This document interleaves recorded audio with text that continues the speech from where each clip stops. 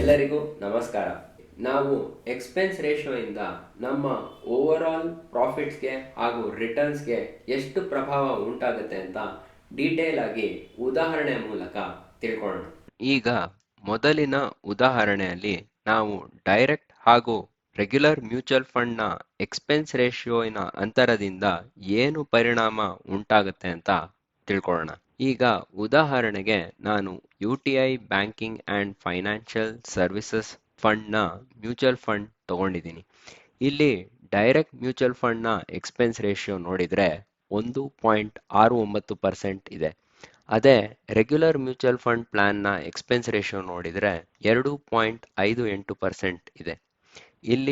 ಇಲ್ಲಿ ನಾವು SIP ಮೂಲಕ 5,000 ರೂಪಾಯಿ ಪ್ರತಿ ತಿಂಗಳು 25 ವರ್ಷಗಳ ಕಾಲ ನಮ್ಮ ಇನ್ವೆಸ್ಟ್ಮೆಂಟ್ ಅನ್ನ ಮಾಡಿ ಎಕ್ಸ್ಪೆಕ್ಟೆಡ್ ರೇಟ್ ಆಫ್ ರಿಟರ್ನ್ 15% ಅಂತ ತಿಳ್ಕೊಂಡ್ರೆ, ನಾವು 25 ವರ್ಷಗಳ ಕಾಲ ಇನ್ವೆಸ್ಟ್ ಮಾಡಿದ ನಂತರ ನಮ್ಗೆ ಡೈರೆಕ್ಟ್ ಪ್ಲಾನ್ ನ ಮೂಲಕ 1.27 ಕೋಟಿ ರೂಪಾಯಿ ಸಿಗುತ್ತೆ. ಅದೇ ನಮ್ಗೆ ರೆಗ್ಯುಲರ್ ಪ್ಲಾನ್ ಅಲ್ಲಿ ಇರುವುದರ ಮೂಲಕ ಕೇವಲ 1.08 ಕೋಟಿ ರೂಪಾಯಿ ಸಿಗುತ್ತೆ. ಇಲ್ಲಿ 19.2 ಲಕ್ಷ ರೂಪಾಯಿ ಜಾಸ್ತಿ ಹಣ ನಮ್ಗೆ direct mutual fund plan choose ಮಾಡೋದ್ರ ಮೂಲಕ ಪಡ್ಕೋಬಹುದು. ಅದಕ್ಕಾಗಿ ನೀವು ಮ್ಯೂಚುವಲ್ ಫಂಡ್ ಇನ್ವೆಸ್ಟ್ಮೆಂಟ್ ಅನ್ನ ಸ್ಟಾರ್ಟ್ ಮಾಡ್ತಿದ್ರೆ ನೀವು ಡೈರೆಕ್ಟ್ ಪ್ಲಾನ್ ಅನ್ನ ಚೂಸ್ ಮಾಡಿ. ಮುಂದಿನ ಉದಾಹರಣೆಯಲ್ಲಿ ನಾವು ಸೇಮ್ ಮ್ಯೂಚುವಲ್ ಫಂಡ್ ಸ್ಕೀಮ್ ಆದ್ರೆ ಬೇರೆ ಬೇರೆ AMC ಮೂಲಕ ಕೊಡ್ತಿದ್ರೆ ನಾವು ಯಾವ ಮ್ಯೂಚುವಲ್ ಫಂಡ್ ಅನ್ನ ಸೆಲೆಕ್ಟ್ ಮಾಡಬೇಕು. ಉದಾಹರಣೆಗೆ ಫ್ಲೆಕ್ಸಿ ಕ್ಯಾಪ್ ಮ್ಯೂಚುವಲ್ ಫಂಡ್ ಅಂತ ತಿಳ್ಕೊಳ್ಳಿ. ಫಂಡ್ A ಹಾಗೂ ಫಂಡ್ B ಎರಡು ಸೇಮ್ ಮ್ಯೂಚುವಲ್ ಫಂಡ್ ಸ್ಕೀಮ್ ಅನ್ನ ಸೆಲ್ ಮಾಡ್ತಾ ಇದ್ದಾರೆ.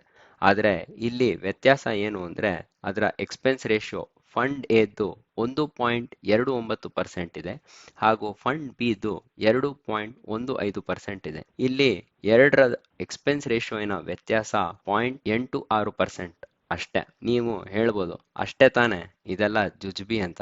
ಇದರ ಮೂಲಕ ಎಷ್ಟು ಪರಿಣಾಮ ನಿಮ್ಮ ಪ್ರಾಫಿಟ್ಗೆ ಆಗುತ್ತೆ ಅಂತ ಮುಂದೆ ನೋಡೋಣ. ಇದನ್ನ ಮುಂದುವರಿಸ್ತಾ ಬಂದ್ರೆ ನಾವು ರೇಟ್ ಆಫ್ ರಿಟರ್ನ್ ಅನ್ನ ಸೇಮ್ 12% ಅಂತ ತಿಳ್ಕೊಳ್ಳೋಣ ಎರಡು ಫಂಡ್ ಇದ್ದು. ಹಾಗೂ ಇದನ್ನ ನಾವು 12 ವರ್ಷಗಳ ಕಾಲ 5,000 ರೂಪಾಯಿ ಪ್ರತಿ ತಿಂಗಳು ಇನ್ವೆಸ್ಟ್ ಮಾಡಿದ್ರೆ ಎಂಡ್ಗೆ ನಮ್ಗೆ ಎಷ್ಟು ಹಣ ಸಿಗುತ್ತೆ ಗೊತ್ತಾ? ಫಂಡ್ ಎ ನ ಮೂಲಕ ನಮ್ಗೆ 80 ಲಕ್ಷ ರೂಪಾಯಿ ಸಿಗುತ್ತೆ. ಅದೇ ಫಂಡ್ ಬಿ ನ ಮೂಲಕ ನಮ್ಗೆ ಕೇವಲ 68.9 ಲಕ್ಷ ರೂಪಾಯಿ ಸಿಗುತ್ತೆ. ಇಲ್ಲಿ ಎರಡು ಫಂಡಿನ ಹಣದ ವ್ಯತ್ಯಾಸ 11 ಲಕ್ಷ ರೂಪಾಯಿ ಇದೆ. ಆದ್ದರಿಂದ ನೀವು ಫಂಡ್ ಬಿ ಯ ಮೂಲಕ ಇನ್ವೆಸ್ಟ್ ಮಾಡಿದ್ರೆ ಅದರ ಎಕ್ಸ್ಪೆನ್ಸ್ ರೇಷಿಯೋ ಜಾಸ್ತಿ ಇರೋದ್ರ ಕಾರಣ ನಿಮ್ಗೆ ರಿಟರ್ನ್ಸ್ ಕೂಡ ಕಮ್ಮಿ ಆಗುತ್ತೆ ಹಾಗೂ 11 ಲಕ್ಷ ರೂಪಾಯಿ ನಿಮ್ಗೆ ಲಾಸ್ ಆಗುತ್ತೆ. ಅದಕ್ಕಾಗಿ ನೀವು ಸೇಮ್ ಮ್ಯೂಚುವಲ್ ಫಂಡ್ ಸ್ಕೀಮ್ ಬೇರೆ ಬೇರೆ AMC ಯ ಮೂಲಕ ಖರೀದಿಸ್ತಿದ್ರೆ ಯಾವ ಎಕ್ಸ್ಪೆನ್ಸ್ ರೇಷಿಯೋ ಕಮ್ಮಿ ಇದೆಯೋ ಅದರ ಮೂಲಕ ನಿಮ್ಮ ಇನ್ವೆಸ್ಟ್ಮೆಂಟ್ ಅನ್ನ ಸ್ಟಾರ್ಟ್ ಮಾಡಿ. ಈಗ ನಾವು ಮುಂದಿನ ಉದಾಹರಣೆಯಲ್ಲಿ ನಾವು ಹಲವಾರು ಮ್ಯೂಚುವಲ್ ಫಂಡ್ಸ್ ಅಲ್ಲಿ ಇನ್ವೆಸ್ಟ್ ಮಾಡುವ ಮೂಲಕ ನಮ್ಮ ಪ್ರಾಫಿಟ್ಗೆ ಯಾವ ಪರಿಣಾಮ ಉಂಟಾಗುತ್ತೆ ಅಂತ ತಿಳ್ಕೊಳ್ಳೋಣ. ಅದಕ್ಕಾಗಿ ಇಲ್ಲಿ ಸುಲಭವಾಗಲು ನಾನು ಕೇವಲ 2 ಮ್ಯೂಚುವಲ್ ಫಂಡ್ಸ್ ಅನ್ನ ಕನ್ಸಿಡರ್ ಮಾಡ್ತಾ ಇದ್ದೀನಿ. ಇಲ್ಲಿ ನಾವು 2 ರೆಗ್ಯುಲರ್ ಮ್ಯೂಚುವಲ್ ಫಂಡ್ಸ್ ಅನ್ನು ಮೊದಲು ನೋಡೋಣ. ಅದರ ಎಕ್ಸ್ಪೆನ್ಸ್ ರೇಷಿಯೋ 1.5% ಆಗಿದೆ. ಹಾಗಾಗಿ ಇದರ ಟೋಟಲ್ ಎಕ್ಸ್ಪೆನ್ಸ್ ರೇಷಿಯೋ 3% ಆಗಿದೆ. ಹಾಗೆ ನಾವು 2 ಡೈರೆಕ್ಟ್ ಮ್ಯೂಚುವಲ್ ಫಂಡ್ಸ್ ಅವರ ಎಕ್ಸ್ಪೆನ್ಸ್ ರೇಷಿಯೋ 0.75% ಆಗಿದೆ. ಹಾಗಾಗಿ ಇದರ ಕೂಡಿಸಿದ ಟೋಟಲ್ ಎಕ್ಸ್ಪೆನ್ಸ್ ರೇಷಿಯೋ ಇಲ್ಲಿ 1.5% ಆಗಿದೆ. ಇಲ್ಲಿ 2 ಮ್ಯೂಚುವಲ್ ಫಂಡ್ಸ್ ನ ಎಕ್ಸ್ಪೆನ್ಸ್ ರೇಷಿಯೋನ ಅಂತರ 1.5% ಆಗಿದೆ. ಹಾಗೂ ಇಲ್ಲಿ ನಾವು 2 ಮ್ಯೂಚುವಲ್ ಫಂಡ್ಸ್ ಅಲ್ಲಿ ಸಮಾನವಾಗಿ 7,500 ರೂಪಾಯಿಯನ್ನು ಇನ್ವೆಸ್ಟ್ ಮಾಡಿದ್ರೆ ಏನಾಗುತ್ತೆ ಅಂತ ನೋಡೋಣ. ಈಗ ನಾವು ತಿಂಗಳಿಗೆ 15,000 ರೂಪಾಯಿ ಇನ್ವೆಸ್ಟ್ ಮಾಡ್ತಾ ಇದ್ದೀವಿ ಹಾಗೂ ಇಲ್ಲಿ ಎಕ್ಸ್ಪೆಕ್ಟೆಡ್ ರೇಟ್ ಆಫ್ ರಿಟರ್ನ್ 16.5% ನಮ್ಗೆ ಸಿಗ್ತಿದೆ ಅಂತ ತಿಳ್ಕೊಳ್ಳೋಣ. ಹಾಗೂ ನಾವು 20 ವರ್ಷಗಳ ಕಾಲ ನಮ್ಮ ಇನ್ವೆಸ್ಟ್ಮೆಂಟ್ ಅನ್ನ ಮಾಡ್ತಾ ಇದ್ದೀವಿ. ಸೊ ಇಲ್ಲಿ ನಾವೀಗ ನೋಡ್ಬೋದು ಎಕ್ಸ್ಪೆಕ್ಟೆಡ್ ರಿಟರ್ನ್ಸ್ 2,46,00,000 11,633 ರೂಪಾಯಿ ಆಗಿದೆ. ಸೊ ಹೀಗೆ ಇದು ಡೈರೆಕ್ಟ್ ಫಂಡ್ಸ್ ನ ಮೂಲಕ ನಮ್ಮ ಇನ್ವೆಸ್ಟ್ಮೆಂಟ್ ಮಾಡಿದ್ರೆ. ಅದೇ ರೆಗ್ಯುಲರ್ ಮ್ಯೂಚುವಲ್ ಫಂಡ್ಸ್ ಅಲ್ಲಿ ನಾವು ಇದರ 1.5% ಅಷ್ಟು ಎಕ್ಸ್ಪೆನ್ಸ್ ರೇಷಿಯೋ ಅನ್ನ ಕಳೆದು 15% ಅಷ್ಟು ಮಾಡಿ ನಮ್ಮ ರಿಟರ್ನ್ಸ್ ಎಷ್ಟು ಸಿಗುತ್ತೆ ಅಂತ ನಾವು ನೋಡೋಣ. ಈಗ ನೀವು ನೋಡ್ಬೋದು ಇಲ್ಲಿ ಕೇವಲ ನಮ್ಗೆ 1,91,31,325 ರೂಪಾಯಿ ಸಿಗ್ತಿದೆ. ಇಲ್ಲಿ ಕೇವಲ 1.5% ಅಷ್ಟು ಎಕ್ಸ್ಪೆನ್ಸ್ ರೇಷಿಯೋನ ವ್ಯತ್ಯಾಸದಿಂದ ನಮ್ಮ ಪ್ರಾಫಿಟ್ 54,72,308 ರೂಪಾಯಿ ಅಷ್ಟು ಕಮ್ಮಿ ಆಗ್ತಿದೆ.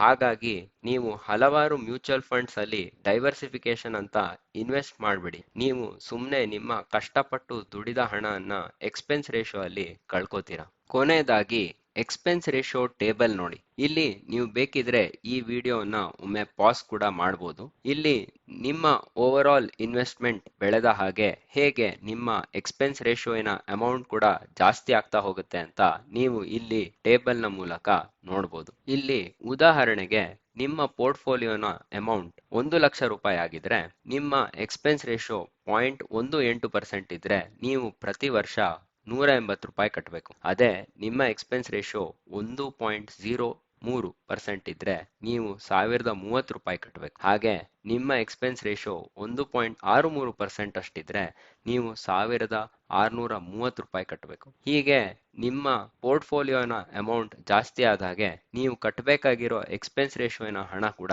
ಜಾಸ್ತಿ ಆಗ್ತಾನೆ ಹೋಗುತ್ತೆ. ಹಾಗಾಗಿ ನೀವು ಕಡಿಮೆ ಎಕ್ಸ್ಪೆನ್ಸ್ ರೇಷಿಯೋ ಇರುವ ಮ್ಯೂಚುವಲ್ ಫಂಡ್ಸ್ ನ ಮೂಲಕ ನಿಮ್ಮ ಇನ್ವೆಸ್ಟ್ಮೆಂಟ್ ಮಾಡಿದ್ರೆ ನೀವು ಕಮಿಷನ್ ಮೂಲಕ ಕಟ್ಟಾಗುವ ಎಕ್ಸ್ಪೆನ್ಸ್ ರೇಷಿಯೋನ ಹಣನ ಪಡ್ಕೋಬಹುದು.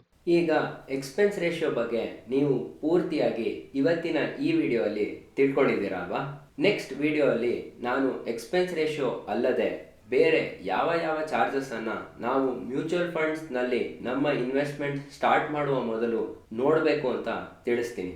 ನೀವು ನಿಮ್ಮ ಮ್ಯೂಚುವಲ್ ಫಂಡ್ ಇನ್ವೆಸ್ಟ್ಮೆಂಟ್ ಅನ್ನು direct mutual funds, zero brokerage, zero commission ಮೂಲಕ ಸ್ಟಾರ್ಟ್ ಮಾಡಬೇಕು ಅಂತ ಇದ್ರೆ ನಾನು ಝೀರೋದ ಮೂಲಕ ಡಿಮ್ಯಾಟ್ ಅಕೌಂಟ್ ಓಪನ್ ಮಾಡುವ ಲಿಂಕ್ ಅನ್ನು ಡಿಸ್ಕ್ರಿಪ್ಷನ್ ಕೆಳಗೆ ಮೆನ್ಷನ್ ಮಾಡಿರ್ತೀನಿ. ನೀವು ಅದರ ಕಾಯಿನ್ ಆಪ್ ಡೌನ್ಲೋಡ್ ಮಾಡುವ ಮೂಲಕ ನಿಮ್ಮ ಮ್ಯೂಚುವಲ್ ಫಂಡಿನ ಇನ್ವೆಸ್ಟ್ಮೆಂಟ್ ಅನ್ನ ಸ್ಟಾರ್ಟ್ ಮಾಡಬಹುದು. ಸೊ ಜಾಗೃತರಾಗಿರಿ, ಸುರಕ್ಷಿತವಾಗಿರಿ ಹಾಗೂ ಮುಂದಿನ ಇಂಪಾರ್ಟೆಂಟ್ ಎಪಿಸೋಡ್ಗೆ ನಿರೀಕ್ಷಿಸಿ. ಅಲ್ಲಿವರೆಗೂ ಧನ್ಯವಾದಗಳು.